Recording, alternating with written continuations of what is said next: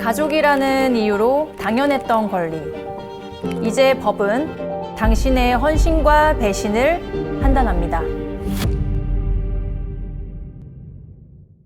안녕하세요. 법무법인 YK의 조한나 파트너 변호사입니다. 송무그룹의 그룹장으로서 일하고 있고요. 가사법 전문 변호사로서 활동하고 있습니다. 오늘은 개정된 민법에 대해서 설명을 드리고자 합니다. 가장 주요한 부분은 유류분 관련된 제도인데요. 유류분이라 함은 망인이 사망한 이후에 다른 상속인들이 나의 유류분권만큼은 만약에 부족액이 생겼을 때 반환을 청구할 수 있는 제도가 바로 유류분 제도입니다. 근데 이거는 사실상 상속인들이 생전의 피상속인의 의사에 반해서 본인들의 주장을 하는 것이기 때문에 이제 이 부분이 우리나라의 법질서라든지 법감정에 맞지 않다라는 의견들이 많았기 때문에 그 부분이 이번 2026년 3월 17일에 최종적으로 시행되고 공포가 됐습니다. 그 중에서 가장 주요한 사안들, 이제 크게 한 4가지 정도를 오늘 설명을 드리려고 합니다.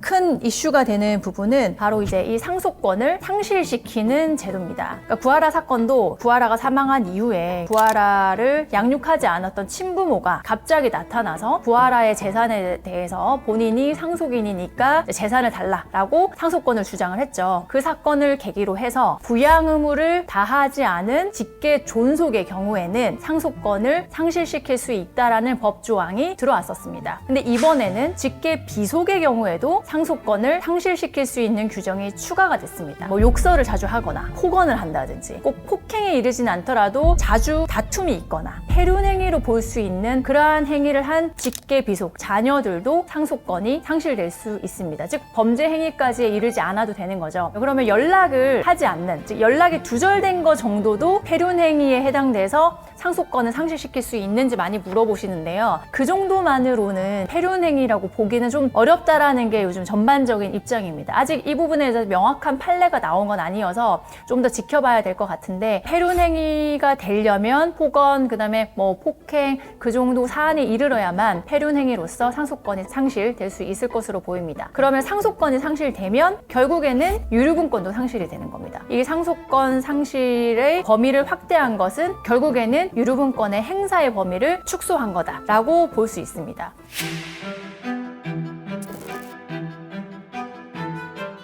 또 추가된 내용이 이 상속권 상실에 대해서 지금까지는 피상속인이 사망한 이후에 다른 상속인들이 가정법원에 상속권을 상실시켜 주십시오라는 허가 신청을 하고 법원에 허가를 받아야만 상속권이 상실됩니다. 그런데 이제 지금은 이러한 상속권 상실에 관련돼서 피상속인이 살아생전에 미리 유언장을 작성할 수 있습니다. 둘째, 이 자녀는 지금 나한테 이렇게 폐륜행위를 하고 있기 때문에 이 자녀한테는 나는 상속을 하고 싶지 않다. 그래서 내가 사후에도 상속권 행사하지 마. 그리고 유류분권은 행사할 수 없어. 라고 유언장에 미리 기재를 할 수 있습니다. 그러니까 유언장이 있으면 강력한 증거가 될 수 있기 때문에 결국에는 다른 상속인들이 이 유언장을 가지고 가정법원에 이제 허가 신청을 해야 되는 건 동일한데, 다만 유언장을 작성할 수 있다라는 게 민법 규정에 들어와 있기 때문에 이 유언장을 법원에 제출한다면 아마 가정법원에서도 상속권을 상실시킬 가능성이 높아지겠죠. 그래서 상속권 상실 제도는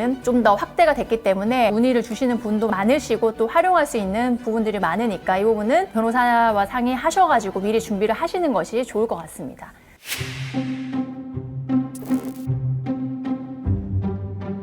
지금까지 민법의 규정에는 상속재산 분할에서는 기여분을 인정할 수 있다. 예를 들면 상속재산에 10억이 있는데 이제 자녀가 2명이 있어요. 그럼 원래는 5대5겠죠? 5억, 5억을 받는 거예요. 그 중에서 한 명이 그 피상속인이 만약 부모라면 아버지다. 그럼 아버지를 계속 모시고 살면서 병원비, 간병비, 생활비를 다 부담한 거예요. 그리고 한 10년 동안 계속 했다. 그러면 이제 이분의 기여분을 예를 들면 30%를 법원으로부터 인정받았다고 가정을 한다면 10억 중에 30%에 해당하는 3억을 이 둘째가 먼저 가져갑니다. 그러면 7억이 남죠. 그럼 7억을 가지고 5대5, 즉 법적 상속분대로 나누게 되는 겁니다. 이게 기여분 제도예요. 이 부분은 상속재산 분할을 할 때만 이 기여분이 적용됐습니다. 그럼 이제 유류분에 있어서 그럼 이제 내가 부모님을 모셨어요. 그래서 부모님이 나한테 유증을 해줬어. 그래가지고 이 10억에 해당하는 부동산을 제가 다 유증을 통해서 받았단 말이에요. 그러면 이제 부모님이 사망하고 난 다음에 다른 자녀, 다른 상속인이 저에게 이 부분에 대해서 유류분을 청구할 수 있겠죠. 그러면 그때는 2분의 1이 아니라 4분의 1이니까 10억 중에 2.5억을 저한테 유류분을 청구할 수 있는 겁니다. 그러면 이제 저는 억울하죠. 그래서 이 내용이 이번에 민법 규정에 추가가 되는 겁니다. 문제는 이 기여를 했다라는 걸 입증을 해야겠죠. 그러려면 증거들이 필요합니다. 그래서 이 증거에는 예를 들면 부모님한테 금전적인 기여를 한 부분이 사실 제일 중요하거든요. 생활비를 아버님 명의 또는 어머님 명의로 이체한 내역들을 잘 준비를 한다든지 아니면 관리비를 내거나 부동산에 대한 재산세를 내거나 그다음에 인테리어를 할 때 그거에 대한 비용을 내거나 이런 것들을 다 증빙할 수 있도록 증거 서류를 마련해 두셔야 되는 거죠. 부모님이 이제 연로하시면 병원에 가잖아요. 그러면 병원비, 그다음에 간병비, 그다음에 치료비, 그다음에 병원에 보호자로 기입될 수 있도록 병원에 얘기를 하시고 그 서류를 미리 준비하는 것. 가장 중요한 거는 내가 금전적으로 지출한 것이 있어야 된다. 그래서 그 부분을 명심하시고 증거를 미리 준비를 잘 하시는 것이 필요합니다.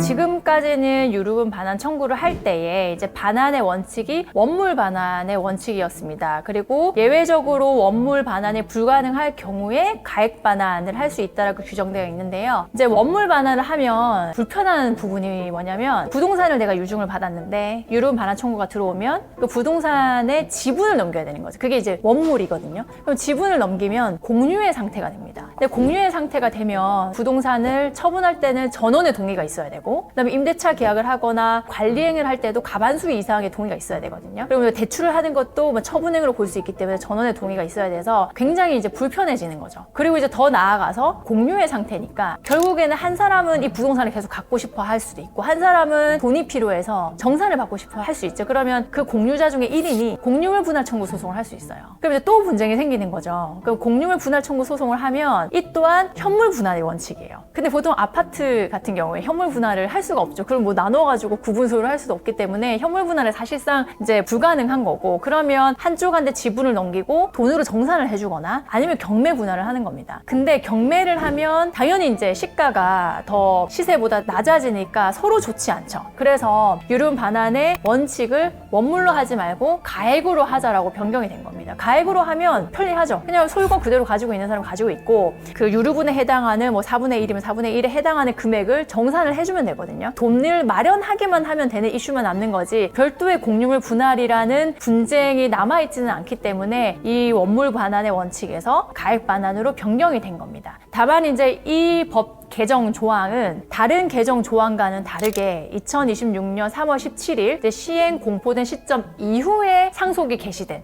그 이후에 사망이 된 상속 사건에 대해서만 적용이 됩니다. 적용되는 시점에 따라서도 진행 중인 사건에 대한 대응이 달라지는 거기 때문에 안내를 할 때도 기존 건과 지금 최근에 저희랑 진행하시는 고객들에게 저희가 다르게 설명을 하고 있긴 합니다.